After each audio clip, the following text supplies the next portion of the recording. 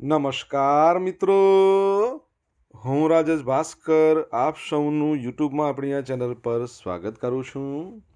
મિત્રો, આજે આપણે તારીખ 17 જાન્યુઆરી 2025ના કેટલાક મોસ્ટ ઇમ્પોર્ટન્ટ કરંટ અફેર અને અગાઉની પરીક્ષામાં પૂછાયેલા કેટલાક ઇમ્પોર્ટન્ટ પ્રશ્નો વિશે ડિટેલમાં ચર્ચા કરીશું, જે આપને આવનારી પરીક્ષા માટે ખૂબ જ ઉપયોગી સાબિત થશે. તો મિત્રો, આપ આ ચર્ચા સાથે જોડાઈ રહેજો અને વિડીયોને પહેલેથી લઈને છેલ્લે સુધી પૂરેપૂરો જોવાનો આગ્રહ રાખજો. તો ચલો મિત્રો, શરૂ કરીએ. શરૂઆત કરતાં પહેલાં જણાવી દઉં કે જો તમારે આપણી આ યુટ્યુબ ચેનલને સબસ્ક્રાઈબ કરવાનું હજી પણ બાકી હોય તો ચેનલને સબસ્ક્રાઈબ કરજો, નોટિફિકેશન બેલ આઇકોનને પ્રેસ કરીને, અને જો તમને આ વિડીયો પસંદ આવે તો વિડીયોને લાઈક કરજો. પરંતુ તમારા જેટલા પણ મિત્રો છે એ બધા મિત્રો જોડે આ વિડીયોની લિંકને શેર કરી દો. તો શરૂઆત કરીએ. સૌપ્રથમ જોઈશું અગાઉની પરીક્ષામાં પૂછાયેલા સામાન્ય વિજ્ઞાનના પ્રશ્નો, જેના જવાબો તમારે મને કમેન્ટ બોક્સમાં લખીને જણાવવાના છે. વિડીયોના લાસ્ટમાં જ્યારે હું તમને આ દરેક પ્રશ્નના જવાબ જણાવું ત્યારે તમારે ચેક કરવાનું છે કે તમે આપેલા પ્રશ્નોના જવાબમાંથી કેટલા પ્રશ્નોના જવાબ સાચા છે, અને જેટલા પણ પ્રશ્નોના જવાબ સાચા છે એનો આંકડો તમારે કમેન્ટમાં લખવાનો કે 10માંથી કેટલા સાચા છે. ડેઇલી જીકે ટેસ્ટમાં આપણે રોજ 10 પ્રશ્નો પૂછીએ છીએ, જેમાંથી 5 પ્રશ્નો સામાન્ય વિજ્ઞાનના હોય છે. બાકીના જે 5 પ્રશ્નો છે એ ગુજરાતની કલા, સંસ્કૃતિ અને વારસાના પ્રશ્નો છે. તો તમે તમારા આન્સર આપો નીચે કમેન્ટ બોક્સમાં, અને હું આજના કરંટ અફેરનો પ્રથમ પ્રશ્ન છે એની શરૂઆત કરું છું. આજનો પ્રથમ પ્રશ્ન છે કે ગુજરાતમાં શહેર પોલીસ તંત્રની અતિ આધુનિક સુવિધાઓથી સજ્જ સૌથી મોટી પોલીસ લાઇન ક્યાં બનાવવામાં આવશે? તો જવાબ આવશે આપણા અમદાવાદમાં. કઈ જગ્યાએ? અમદાવાદમાં. તો કેન્દ્રીય ગૃહ અને સહકાર મંત્રી શ્રી અમિત શાહ છે, એમણે મકર સંક્રાંતિના પાવન દિવસે રાજ્યમાં શહેર પોલીસ તંત્રની અતિ આધુનિક સુવિધાથી સજ્જ સૌથી મોટી પોલીસ લાઇન તથા ઘાટલોડિયા પોલીસ સ્ટેશનનું ખાતમુહૂર્ત કરીને મોટી ભેટ આપી હતી. આ ખાતમુહૂર્ત પ્રસંગે મુખ્યમંત્રી ભૂપેન્દ્ર પટેલની ઉપસ્થિતિ પ્રોત્સાહક બની રહી હતી. ગુજરાત રાજ્ય પોલીસ આવાસ નિગમ લિમિટેડ દ્વારા ઘાટલોડિયા પોલીસ સ્ટેશન બિલ્ડિંગ અને 920 પોલીસ પરિવાર માટે 13 માળના 18 બ્લોક્સનું નિર્માણ કરવામાં આવશે. કેટલા? 13 માળના 18 બ્લોક્સ. રાજ્યમાં શહેર પોલીસ તંત્રની આ સૌથી મોટી પોલીસ લાઇનની વિશેષતા એ રહેશે કે ઇનબિલ્ટ પોલીસ સ્ટેશન રહેશે. 18 બ્લોક્સમાંથી 1 બ્લોક્સના 2 માળને પોલીસ સ્ટેશનમાં રૂપાંતરિત કરવામાં આવશે. ગુજરાત રાજ્યની સેવા, સુરક્ષા અને શાંતિ માટે સદાય તત્પર રહેતા કર્મનિષ્ઠ પોલીસ કર્મચારીઓ છે, એમના પરિવાર માટે 2 BHK એટલે 55 ચોરસ મીટરના આવાસ ઉપલબ્ધ થશે. અને આ અદ્યતન પોલીસ લાઇનમાં પોલીસ કર્મીઓના પરિવારને 930 કાર માટેનું basement parking, 2 lift, open garden, water harvesting system, solar rooftop, electricity backup સહિતની ઉત્તમ અને આધુનિક સુવિધાઓ છે એ આપવામાં આવશે. તમને ખબર છે કે ગુજરાતમાં સુરતનું એક પોલીસ સ્ટેશન જે 2024માં ભારતનું સૌથી શ્રેષ્ઠ પોલીસ સ્ટેશનનો એવોર્ડ લઈ ગયું છે. તમારે નામ જણાવવાનું છે. તમારે જો પોલીસને ફોન કરવો હોય તો 100 નંબર ડાયલ કરવો પડે, પણ પોલીસ સામે જો ફરિયાદ કરવી હોય 14449 નંબર પર કોલ કરવો પડે. સાયબર ફ્રોડ માટેનો જે નંબર છે એ છે 1930, અને પોલીસ સ્મૃતિ દિવસ ભારતમાં 21 ઓક્ટોબરના રોજ મનાવવામાં આવશે. ભારતમાં માનવ રહિત પોલીસ સ્ટેશન ગિફ્ટ સિટીમાં બનાવવામાં આવશે, એ પણ યાદ રાખજો. આગળ વધીએ આપણે. ભારતીય સેનાએ કયા સ્થળે 77માં આર્મી ડેની ઉજવણી કરી? તો જવાબ આવશે પુણેમાં. કઈ જગ્યાએ? પુણેમાં. તો ભારતીય સેનાએ મહારાષ્ટ્રના પુણેમાં 77માં આર્મી ડેની ઉજવણી કરી. પુણેમાં army day parade Bombay engineers group અને સેન્ટર પરેડ ગ્રાઉન્ડ ખાતે યોજાઈ હતી. આ સાથે સતત આ ત્રીજું વર્ષ છે જ્યારે દિલ્હીની બહાર આર્મી ડે પરેડનું આયોજન કરવામાં આવ્યું હોય. 2023માં આર્મી ડે બેંગલુરુમાં યોજવાયો હતો, જ્યારે ગયા વર્ષે ઉત્તર પ્રદેશની રાજધાની લખનૌમાં મનાવવામાં આવ્યો હતો. આર્મી ડે સેલિબ્રેશનમાં 52 એવોર્ડ પણ એનાયત કરવામાં આવ્યા હતા, જેમાં 15 સેના મેડલ વીરતા જે સામેલ છે, જેમાંથી 8 મરણોત્તરને એનાયત કરવામાં આવ્યા છે, આ ઉપરાંત વિવિધ કમાન્ડના એકમોના શ્રેષ્ઠ પ્રયાસો માટે 37 chief of army staff unit પ્રશંસા પુરસ્કાર પણ આપવામાં આવ્યા હતા. આ પરેડની શરૂઆત પહેલાં army staff general Upendra Dwivedi છે એમણે કમાન્ડ વોર મેમોરિયલ પર પુષ્પાંજલિ અર્પણ કરી. તેમણે દેશ માટે બલિદાન આપનારા બહાદુર સૈનિકોને શ્રદ્ધાંજલિ આપી. જનરલ ઉપેન્દ્ર દ્વિવેદીએ સમીક્ષા અધિકારી તરીકે પરેડ દરમિયાન સલામી આપી હતી અને આ પરેડનું નેતૃત્વ મેજર જનરલ અનુરાગ વિજય કર્યું હતું, જેઓ દક્ષિણ મહારાષ્ટ્ર અને ગોવા સબ એરિયાના જનરલ ઓફિસર કમાન્ડિંગ છે. બરાબર છે. તમને ખબર છે કે આર્મી દિવસ ક્યારે મનાવીએ છીએ? 15મી જાન્યુઆરીના રોજ. આપણા ભારતીય આર્મી છે એના જે વાઇસ ચીફ છે NS રાજા સુબ્રમણ્ય. તમારે જણાવવાનું છે ભારતીય આર્મી છે એનો મુદ્રાલેખ શું છે, મોટો શું છે? કમેન્ટ બોક્સમાં લખો જો તમને આવડતો હોય તો. રાજ્ય કક્ષાની 5મી ઈડરિયા ગઢ આરોહણ અવરોહણ સ્પર્ધા યોજાઈ ગઈ. કઈ જગ્યાએ? સાબરકાંઠામાં ઈડર છે ત્યાં ઈડરિયો ગઢ છે ત્યાં 5મા નંબરની. આ સ્પર્ધામાં રાજ્યભરમાંથી 271 ખેલાડીઓ આવ્યા હતા, જેમાં 151 ભાઈઓ અને 66 બહેનોએ ભાગ લીધો. 1થી 10 ક્રમે આવનાર વિજેતાઓને 25,000થી 5,000 સુધીના પુરસ્કાર એનાયત કરવામાં આવ્યા હતા. તમને ખબર હોય તો ગીર આરોહણ અવરોહણ સ્પર્ધા પણ યોજાઈ ગઈ. જાન્યુઆરી મહિનાના પહેલા રવિવારે યોજાઈ ગીર આરોહણ અવરોહણ સ્પર્ધા. તમારે જણાવવાનું છે કે એ કેટલામાં નંબરની હતી. જો જવાબ આવડતો હોય તો કમેન્ટ બોક્સમાં લખીને જણાવજો. મિત્રો, વિડીયો પસંદ આવ્યો હોય, ભણવાની મજા આવી હોય તો વિડીયોને લાઇક કરો, તમારા મિત્રો જોડે વિડીયોની લિંકને શેર કરો. આપણી બંને યુટ્યુબ ચેનલ રાજેશ ભાસ્કર 2 ને સબસ્ક્રાઈબ કરો, નોટિફિકેશન બેલ આઇકોનને પ્રેસ કરીને. જો તમારે ડેલી કરંટ અફેરની પીડીએફ જોઈતી હોય તો આપણી ટેલિગ્રામ ચેનલને જોઈન કરો. ડેલી કરંટ અફેરની પીડીએફ તમને મળશે અહીંયા અને પોલ્સ પણ રમવા મળશે.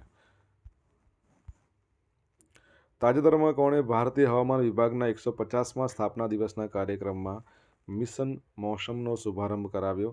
તો આપણા ભારતના પ્રધાનમંત્રી શ્રી નરેન્દ્ર મોદીએ. તો પ્રધાનમંત્રી નરેન્દ્ર મોદીએ નવી દિલ્હીના ભારત મંડપમ ખાતે ભારતીય હવામાન વિભાગ ઇન્ડિયા મેટ્રોલોજીકલ ડિપાર્ટમેન્ટ એના 150મા સ્થાપના દિવસની ઉજવણીમાં ભાગ લીધો. તમને બધાને ખ્યાલ હોવું જોઈએ કે 15મી જાન્યુઆરી 1875માં સ્થાપના થઈ હતી IMDની. એમણે મિશન મૌસમનો શુભારંભ કરાવ્યો છે. આ ઉપરાંત IMD વિઝન 2047 આ દસ્તાવેજનું પણ વિમોચન કર્યું. આ કાર્યક્રમને અવિભાજિત ભારત એવું નામ આપવામાં આવ્યું છે. મિશન મૌસમ એ દેશને હવામાન માટે તૈયાર કરવાની, દેશને ક્લાઇમેટ સ્માર્ટ બનાવવાની પ્લાનિંગ છે. આમાં વેધર મોનિટરિંગ ટેકનોલોજીનો ઉપયોગ કરવામાં આવશે. તેમાં next generation radar, satellite, high performing super computer પણ સામેલ છે. આનાથી ભારતને ક્લાઇમેટ ચેન્જની અસરો ઘટાડવામાં અને કુદરતી આફતોને સારી રીતે સામનો કરવામાં મદદ મળશે. ભારતીય હવામાન વિભાગ એ એવા દેશોને આમંત્રિત કર્યા જેમણે 150 વર્ષ પહેલાં તેની સ્થાપના થઈ ત્યારે ભારતનો ભાગ હતા. પાકિસ્તાન, અફઘાનિસ્તાન, મ્યાનમાર, ભૂટાન, નેપાળ, શ્રીલંકા, માલદીવ, મધ્ય પૂર્વ, દક્ષિણ પૂર્વ એશિયાના દેશોના અધિકારીઓ. બાંગ્લાદેશમાંથી કોઈ આવ્યું નહોતું, બાંગ્લાદેશ પણ ભાગ જ હતો. ઓકે, તો એ યાદ રાખજો. IMDની વાત કરીએ, એનું હેડક્વાર્ટર નવી દિલ્હીમાં આવેલું છે. બરાબર છે. પૃથ્વી વિજ્ઞાન મંત્રાલય છે એના અંતર્ગત આપણે આવે. સાયન્સ એન્ડ ટેકનોલોજી રાજ્ય કક્ષાના મંત્રી છે ડૉક્ટર જીતેન્દ્ર સિંઘ, એ એના મંત્રી કહેવાય. અને ડિરેક્ટર જનરલ કોણ છે એ તમારે જણાવવાનું છે જો તમને ખબર હોય તો. IMD ભારતીય હવામાન વિભાગના. તાજેતરમાં ભારતીય મહિલા ટીમે ODIમાં કોને 304 રને હરાવીને ઐતિહાસિક જીત મેળવી છે? તો જવાબ આવશે આયર્લેન્ડને. કોને? આયર્લેન્ડને. તો ભારતીય મહિલા ક્રિકેટમાં ભારત અને આયર્લેન્ડ વચ્ચે તમને ખ્યાલ જ હશે કે ODI શ્રેણી રમાઈ રહી છે. સેકન્ડ ODI શ્રેણીની અંદર સેકન્ડ મેચમાં આપણે ખ્યાલ હોય તો 370 રન બનાવ્યા હતા 5 વિકેટે. અત્યારે એ પણ રેકોર્ડ તોડ્યો છે. તો ત્રીજી વનડેમાં ઇન્ડિયાએ પોતાનો રેકોર્ડ તોડ્યો. ભારતે તેનો શ્રેષ્ઠ વનડે સ્કોર બનાવ્યો. ભારતે ન્યૂઝીલેન્ડ અને ઓસ્ટ્રેલિયા પછી વુમન્સ ODIમાં ઇતિહાસમાં 400 રનનો આંકડો પાર કરનાર ત્રીજી ટીમ બની ગઈ. 435. આ ભારતનો સ્કોર વનડેમાં સૌથી વધારે, બરાબર છે, સૌથી વધુ ટીમ સ્કોર છે. પુરુષમાં હોય કે પછી મહિલામાં હોય. આ મહિલા વનડે ક્રિકેટના ઇતિહાસમાં ચોથો સૌથી મોટો સ્કોર પણ છે. પ્રથમ બેટિંગ કરતા સ્મૃતિ મંધાનાએ ભારતીય મહિલા બેટ્સમેન છે જેમણે સૌથી ઝડપી ODI સેન્ચુરી મારી, 70 બોલમાં સદી ફટકારી. પ્રીતિકાએ 100 બોલની અંદર પોતાની પ્રથમ ODI ફટકારી અને 129 બોલમાં 154 રન બનાવ્યા. હવે આ 154 રન છે ને એ હવે કોઈ ભારતીય મહિલા દ્વારા વન ડેમાં સૌથી વધારે વ્યક્તિગત સ્કોર છે, ત્રીજો સૌથી વ્યક્તિગત. રિયા ઘોષ એમણે ઝડપી 59 રન માર્યા, એટલે આ બધું ભેગું થયું અને ભારતે 304 રને ઐતિહાસિક જીત મેળવી. ટોટલ સ્કોર કર્યો તો 435. એ લોકોને 131માં ઓલ આઉટ કરી દીધું. બરાબર છે. તમને ખ્યાલ હોય તો એક એવી ટીમ છે જે T20 મેચમાં ફક્ત 7 રને હારી ગઈ. 7 રન જ બનાવી શકી, 7 રનમાં ઓલ આઉટ થઈ ગઈ. 7 રને હારી ગઈ નહીં, 7 રનમાં ઓલ આઉટ થઈ ગઈ.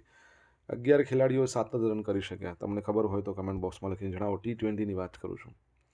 એમ રાજેશ્વર રાવ RBIના નાણાકીય નીતિ વિભાગનું નેતૃત્વ કરશે.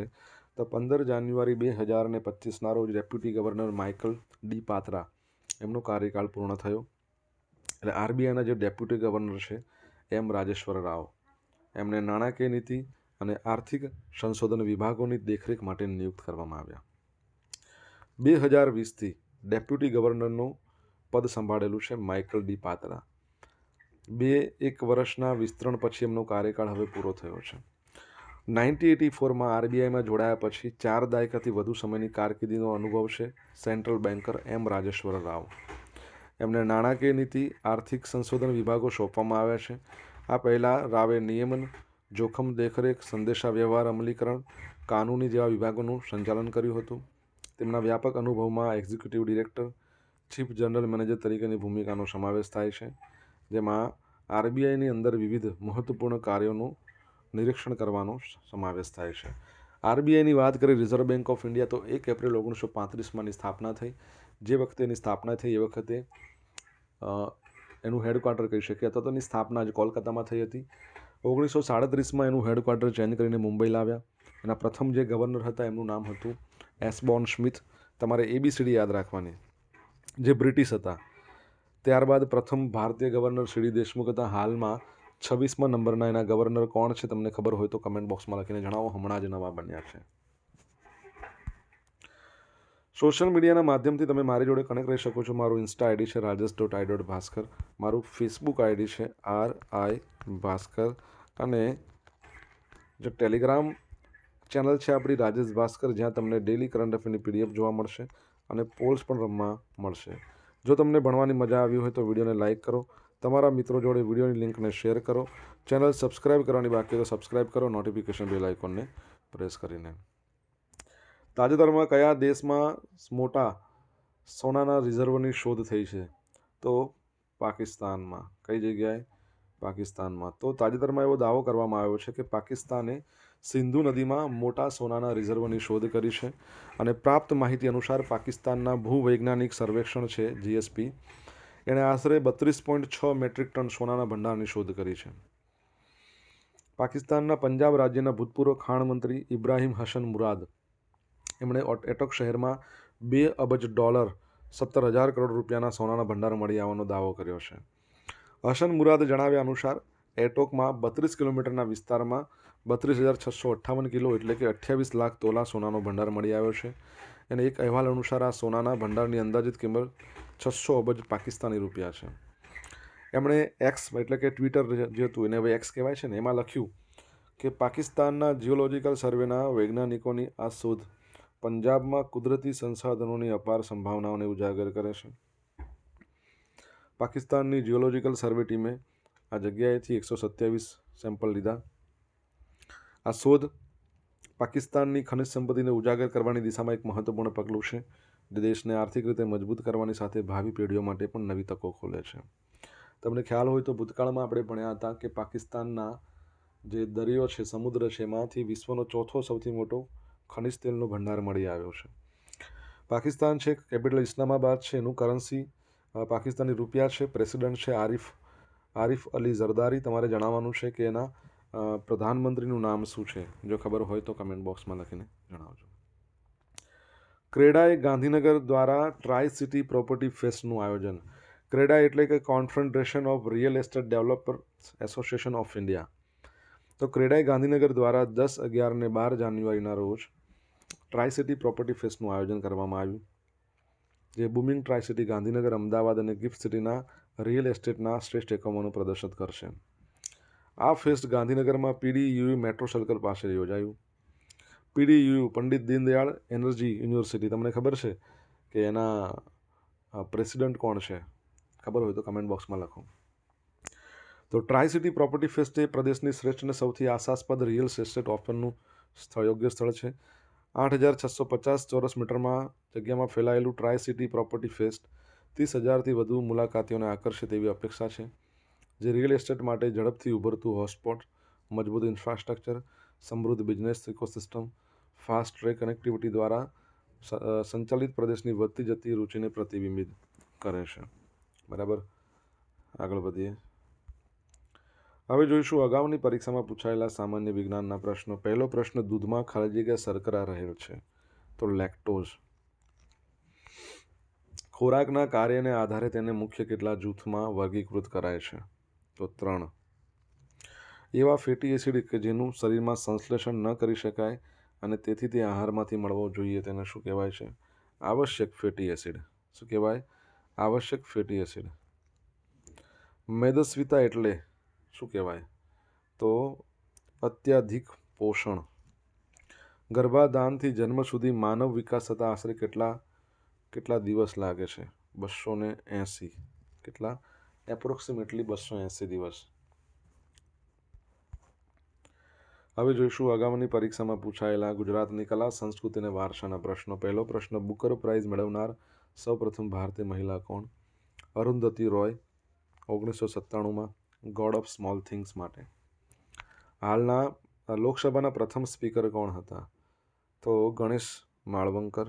અત્યારે હાલમાં તમને પૂછે તો 18મા નંબરની લોકસભા છે અને ઓમ બિરલા એના સ્પીકર છે. જનસંઘની સ્થાપના કોણે કરી હતી?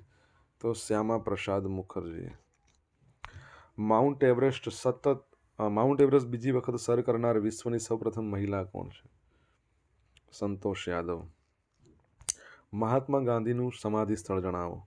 તો રાજઘાટ મહાત્મા ગાંધીનું, અભયઘાટ મોરારજી દેસાઈ, શક્તિ સ્થળ ઇન્દિરા ગાંધી, વિજયઘાટ છે લાલ બહાદુર શાસ્ત્રીનું સમાધિ સ્થળ છે. ગઈકાલે પૂછેલા પ્રશ્નોના જવાબ. પહેલો પ્રશ્ન, ગુજરાતના કયા શહેરમાં દિવ્ય કળા મેળાનું આયોજન કરવામાં આવ્યું છે?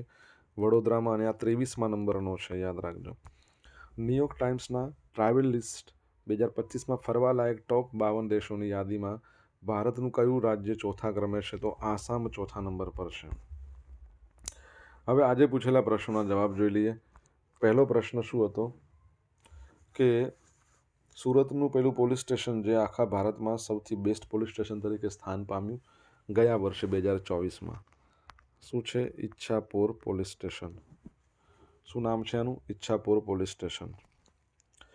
સેકન્ડ પ્રશ્ન, ઇન્ડિયન આર્મી એનો મુદ્રાલેખ શું છે? તો સેવા પરમો ધર્મ. બરાબર છે. ત્રીજો પ્રશ્ન, ગીર આરોહણ અવરોહણ સ્પર્ધા કેટલામાં નંબરની હતી? 39મા નંબરની.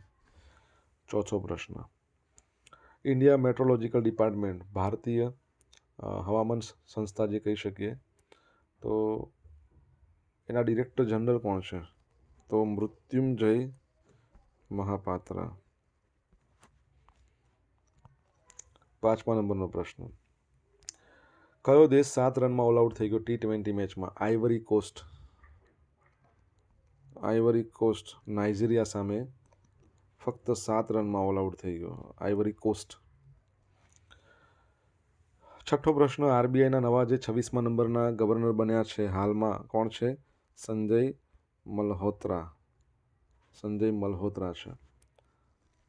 7મા નંબરનો પ્રશ્ન, પાકિસ્તાનના પ્રાઇમ મિનિસ્ટરનું નામ શું છે? શહેબાઝ શરીફ. નામ જ શરીફ છે. 8મા નંબરનો પ્રશ્ન, PDUના પ્રેસિડેન્ટ કોણ છે? તો મુકેશ અંબાણી. કોણ છે? મુકેશ અંબાણી. હવે મિત્રો જોઈશું ગઈકાલના કરંટ અફેરમાંથી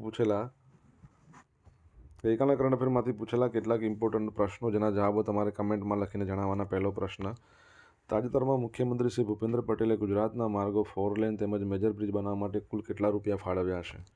સેકન્ડ પ્રશ્ન, 2026માં કોમનવેલ્થ દેશોની સંસદના સ્પીકર્સ અને પ્રિસાઇડિંગ ઓફિસર્સની 28મી કોન્ફરન્સનું આયોજન ક્યાં કરવામાં આવશે? સી સ્પોકની.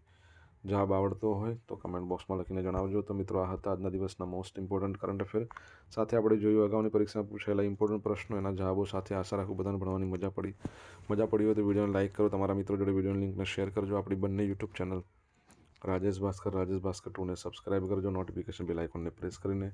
તો મિત્રો, thank you so much for watching this video. Have a nice day. Jai Hind, જય ભારત, જય ગરવી ગુજરાત.